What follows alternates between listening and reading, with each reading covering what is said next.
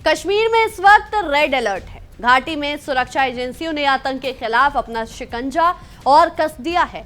Jammu Kashmir police, भारतीय सेना और सीआरपीएफ की संयुक्त कार्रवाई में 5 हाइब्रिड आतंकियों समेत कुल 13 लोगों को गिरफ्तार किया गया है।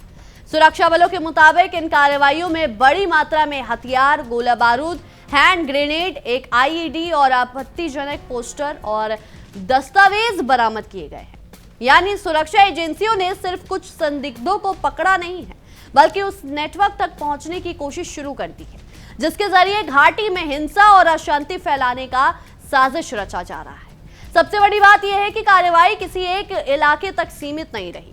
दक्षिण कश्मीर के कुलगाम और शोपिया से लेकर पुलवामा और उत्तरी कश्मीर के सोपोर तक सुरक्षा बलों ने एक साथ कई ऑपरेशन चलाए। खुफिया जानकारी और संदिग्ध कम्युनिकेशन से मिले इनपुट के आधार पर अचानक घेराबंदी की गई, तलाशी अभियान चलाए गए और संवेदनशील इलाकों में चेकिंग बढ़ा दी गई। शहरों, कस्बों और हाईवे से लेकर एलओसी तक सुरक्षा एजेंसियों के मुताबिक कुछ ऐसे इनपुट मिले थे जिनसे संकेत मिला कि आतंकी नेटवर्क स्थानीय स्तर पर ऐसे लोगों का इस्तेमाल करने की कोशिश कर रहा था जिनका पहले से कोई बड़ा आतंकी रिकॉर्ड नहीं है। कथित तौर पर ऐसे लोगों को टारगेट किलिंग, ग्रेनेड हमले या दूसरी हिंसक गतिविधियों के लिए इस्तेमाल किया जा सकता है। यही वजह है कि इस ऑपरेशन में हाइब्रिड आतंकियों की गिरफ्तारी को बेहद महत्वपूर्ण माना जा रहा है। आखिर में ये हाइब्रिड आतंकी होते कौन हैं?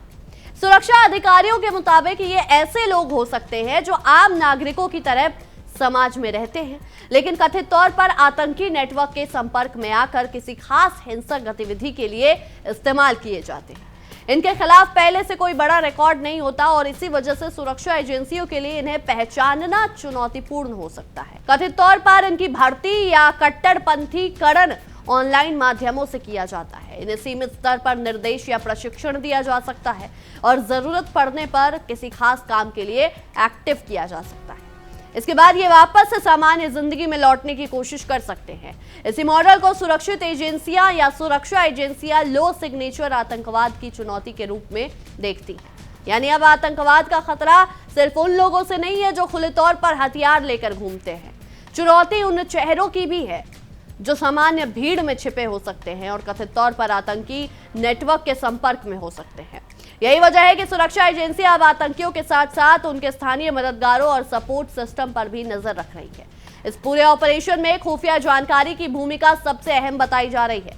संदिग्ध गतिविधियां और टेरर कम्युनिकेशन से जुड़े इनपुट मिलने के बाद अलग अलग इलाकों में संयुक्त कार्रवाई शुरू हो गई है। सुरक्षा बलों ने तकनीकी निगरानी बढ़ाई, अचानक चेकिंग की और दिन के साथ रात में भी गश्त मजबूत की। पिछले करीब 90 घंटों में कई सफल ऑपरेशन किए जाने की जानकारी सामने आई है।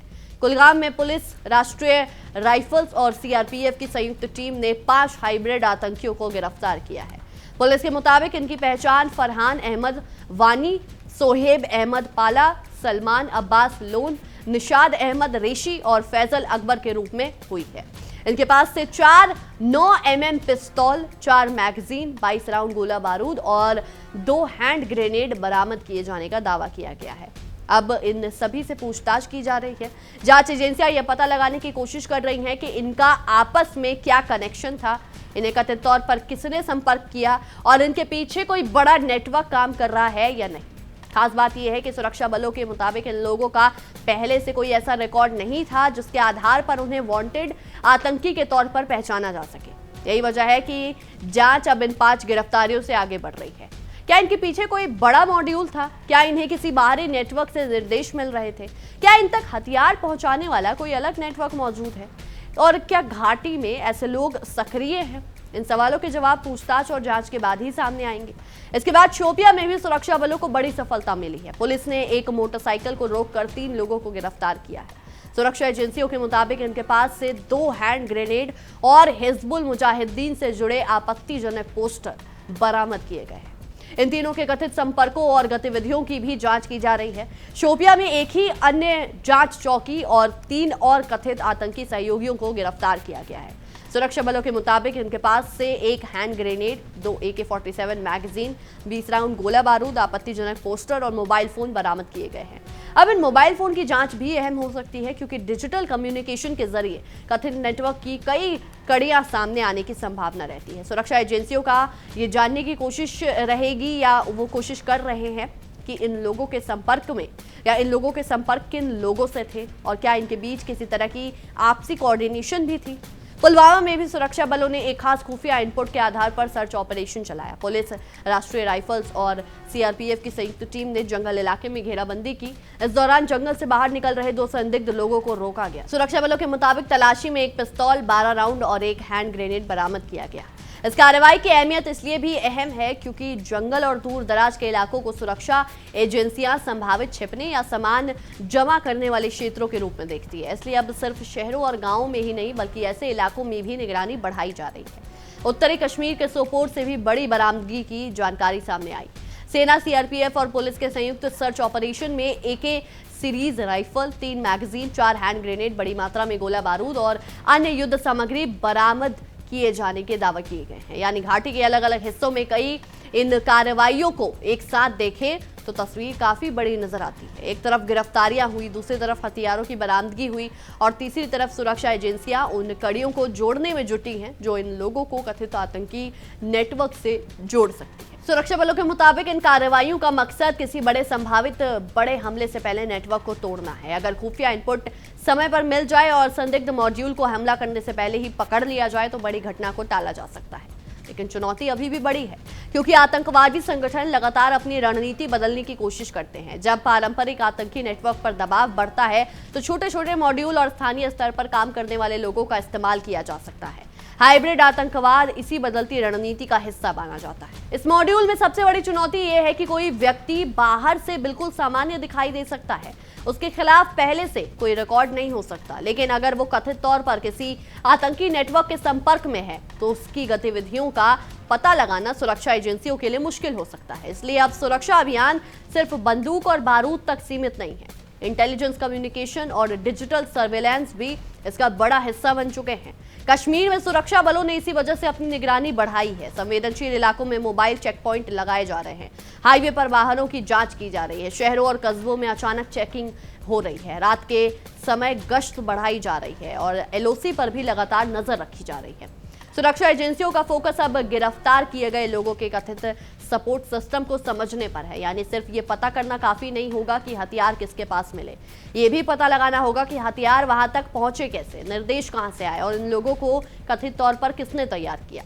यही वजह है कि जांच का अगला चरण बेहद महत्वपूर्ण माना जा रहा है। अगर पूछताछ में किसी बड़े नेटवर्क का खुलासा होता है तो आने वाले दिनों में और गिरफ्तारियां हो सकती हैं। अगर हथियारों की सप्लाई या किसी सीमा पार नेटवर्क से संपर्क सामने आता है तो जांच का दायरा और बढ़ सकता है। इसी बीच NIA भी जम्मू कश्मीर में सीमा पार आतंकी साजिश से जुड़े मामलों में कई जगह छापेमारी कर चुकी है। यानी अलग अलग एजेंसियां अपने स्तर पर आतंकी नेटवर्क और उसके सपोर्ट सिस्टम को समझने की कोशिश कर रही है। लेकिन आतंकवाद के खिलाफ लड़ाई का एक दूसरा पहलू भी उतना ही जरूरी है, आम नागरिकों की सुरक्षा और सामान्य जिंदगी। कश्मीर के लोगों ने लंबे समय तक हिंसा का असर झेला है, इसलिए सुरक्षा बलों की कार्रवाई का अंतिम मकसद सिर्फ गिरफ्तारियां या हथियार बरामद करना नहीं होना चाहिए, बल्कि ऐसी स्थिति बनाना होना चाहिए जहां आम लोग बिना डर के अपने घरों से बाहर निकल सके, बच्चे स्कूल जा सके, बाजार सामान्य रूप से खुले और लोगों की जिंदगी आतंक के साए से बाहर हो सके। क्योंकि आतंकवाद का मकसद सिर्फ हमला करना नहीं होता, डर पैदा करना होता है, उसका एक अहम हिस्सा माना जाता है। अगर किसी इलाके में लगातार भय का माहौल बना रहे तो आतंकवाद का असर या आतंक का असर समाज पर और गहरा हो जाता है। इसलिए सुरक्षा एजेंसियों के सामने दोहरी चुनौती है, एक तरफ आतंकी नेटवर्क को खत्म करना और दूसरी तरफ आम लोगों का भरोसा बनाए रखना। फिलहाल सुरक्षा बलों का दावा है कि 13 लोगों की गिरफ्तारी और हथियारों की बरामदगी से संभावित आतंकी साजिश को बड़ा झटका लगा है, लेकिन सुरक्षा एजेंसियां इसे अंतिम कार्रवाई नहीं मान रही, क्योंकि असली सवाल अब यह है कि इन गिरफ्तारियों के पीछे कितनी बड़ी कहानी छिपी है। क्या इन 13 लोगों के बीच कोई साझा कनेक्शन था? क्या इनके पीछे कोई बड़ा स्थानीय मॉड्यूल काम कर रहा था? क्या किसी सीमा पार नेटवर्क से इन्हें निर्देश मिल रहे थे? क्या हथियारों की सप्लाई के लिए अलग चैन या अलग चैनल मौजूद है? और क्या घाटी में अभी भी ऐसे दूसरे हाइब्रिड मॉड्यूल सक्रिय हैं? इन सवालों के जवाब आने वाले दिनों में जांच से सामने आएंगे। फिलहाल कश्मीर में सुरक्षा व्यवस्था पूरी तरह अलर्ट मोड पर है। एलओसी से लेकर शहरों तक निगरानी बढ़ाई गई है। हाईवे पर चेकिंग जारी है। संवेदनशील इलाकों में सुरक्षा बलों की मौजूदगी बढ़ी है और संदिग्ध गतिविधियों पर नजर रखी जा रही है। सबसे अहम बात यह है दोस्तों कि आतंक का तरीका चाहे बदल रहा हो, लेकिन सुरक्षा एजेंसियां भी अपनी रणनीति बदल रही हैं। अब फोकस सिर्फ हथियार लेकर घूमने वाले आतंकियों पर नहीं, बल्कि उन छोटे नेटवर्क पर भी है जो कथित तौर पर समाज के बीच रहकर काम कर सकते हैं। हाइब्रिड आतंकवाद की चुनौती इसलिए गंभीर है क्योंकि इनमें आतंकी संगठन खुद सामने आए बिना हिंसा कराने की कोशिश करते हैं, लेकिन इंटेलिजेंस लेड ऑपरेशंस के जरिए ऐसे मॉड्यूल तक पहुंचना संभव है। और कश्मीर में हुई ताजा गिरफ्तारियां इस रणनीति का बेहद शानदार उदाहरण मानी जा रही है। फिर भी हर गिरफ्तारी के बाद निष्पक्ष जांच और कानूनी प्रक्रिया जरूरी है। किसी भी व्यक्ति के खिलाफ आरोपों की पुष्टि जांच और अदालत की प्रक्रिया से होनी चाहिए। सुरक्षा और कानून का संतुलन बनाए रखना आतंकवाद के खिलाफ लड़ाई को मजबूत करता है। कश्मीर में इस वक्त जो अभियान चल रहा है उसकी असली परीक्षा अब आगे होगी।